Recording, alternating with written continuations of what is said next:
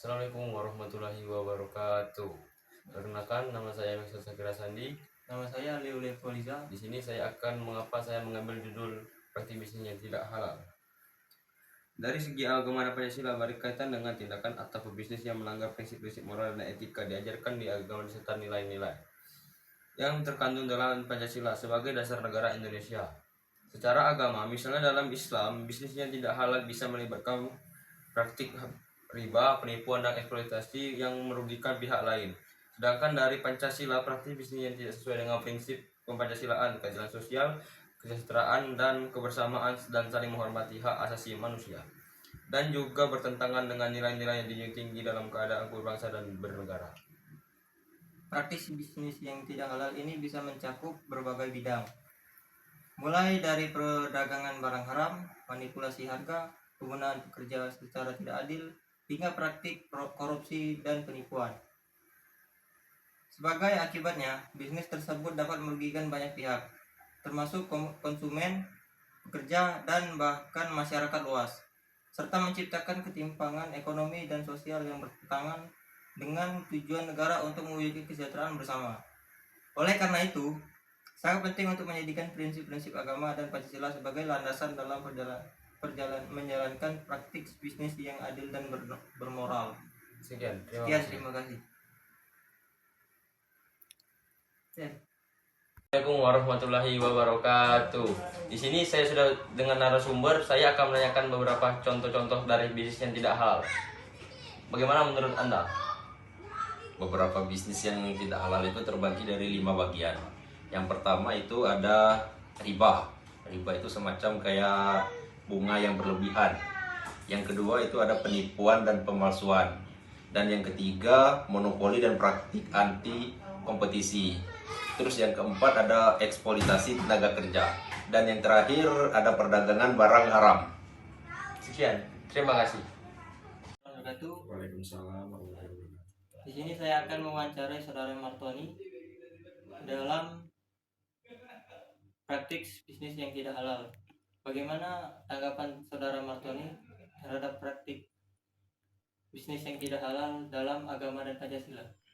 Baik, terima kasih. Menurut saya, praktik bisnis yang tidak halal, baik dari segi agama dan Pancasila, itu mempunyai satu pandangan yang sama.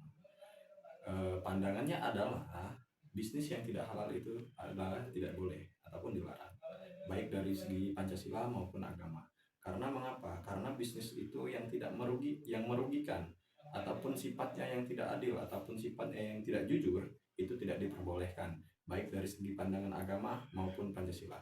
Yang bisa merugikan masyarakat, yang bisa merugikan umat manusia itu dilarang. Sekian, terima kasih.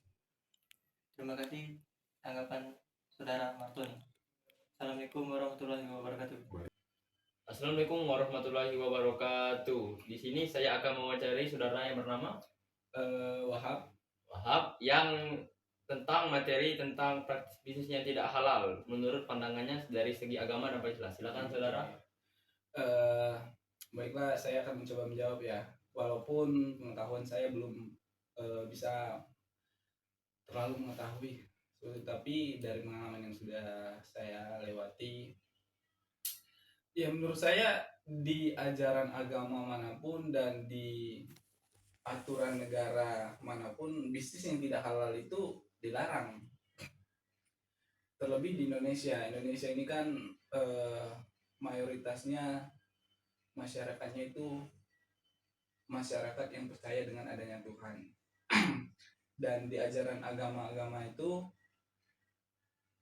otomatis itu seperti agama yang saya anut itu dalam ajaran Islam, bisnis yang tidak halal itu sangat dilarang karena tidak sesuai dengan ajaran Islam ataupun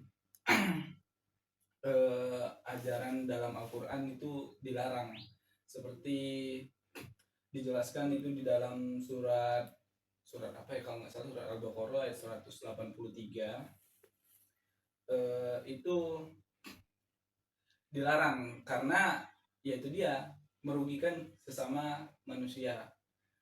Dan di dalam konstitusi ataupun ideologi negara Indonesia sendiri, bisnis yang tidak halal itu juga dilarang karena itu bisa merugikan negara dan rakyatnya.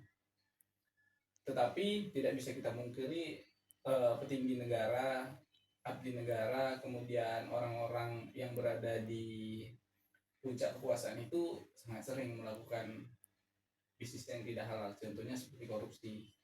Itu kan merugikan negara dan juga rakyatnya. Ya menurut saya itu sih pendapat dari saya. Terima kasih saudara Angga. Baiklah, saya tutup. Assalamualaikum warahmatullahi wabarakatuh. Assalamualaikum warahmatullahi wabarakatuh. Baiklah, saya di sini akan mewawancarai saudara Joy, tanggapannya mengenai dilema seorang pengusaha muslim yang dituntut bekerja sama dengan bisnis yang mengandung unsur riba dan tidak halal. Bagaimana tanggapan saudara? Oke, baik. Assalamualaikum warahmatullahi wabarakatuh. Perkenalkan, saya Joy. Saya akan menerangkan sedikit tanggapan saya mengenai pertanyaan yang diberikan oleh saudara Miksal. Jadi, dalam perspektif agama Islam, pekerjaan atau bisnis yang mengandung riba adalah hukumnya adalah tidak halal atau haram. Seperti yang bertentangan dengan prinsip-prinsip syariah. Al-Quran sudah jelas menerangkan dalam surah Al-Baqarah ayat 275 sampai 279 surah kedua yang menerangkan bahwa riba adalah suatu pekerjaan yang berbentuk ketidakadilan dan bertentangan dengan keadilan-keadilan dalam Islam serta dapat merugikan orang lain. Jadi jika jika seorang muslim yang terlibat dalam pekerjaan atau bisnis yang mengandung riba, Islam tidak menganjurkan hal tersebut. Karena Islam mengajarkan bahwa keberkahan dalam berbisnis hanya dapat dicapai apabila bisnis tersebut dilakukan dengan cara yang halal dan tidak bertentangan dengan syariat-syariat Islam.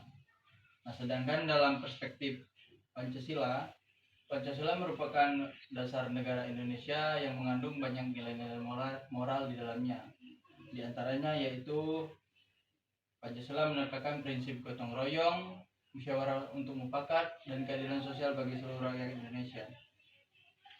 Nah, jika bisnis yang dijalankan oleh pengusaha mengandung riba, tentu bertentangan dengan nilai-nilai yang terdapat dalam Pancasila. Mengapa? Karena hal tersebut dapat menimbulkan ketidakadilan, penindasan, dan merugikan pihak yang terlibat di dalamnya.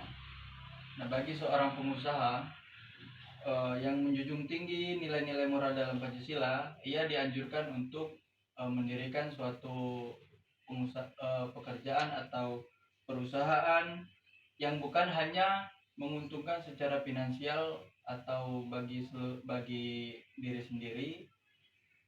Dia diharuskan untuk mendirikan suatu pekerjaan yang bermanfaat bagi masyarakat, moral dalam segi bawah maupun masyarakat dalam segi tinggi yang ada di negara Indonesia. Begitu saudara. Baiklah, terima kasih atas tanggapan Anda mengenai hal tersebut. Assalamualaikum warahmatullahi wabarakatuh. Assalamualaikum warahmatullahi wabarakatuh. Waalaikumsalam warahmatullahi wabarakatuh. Di sini saya akan mewawancarai saudara Wahyu dalam praktis bisnis tidak halal.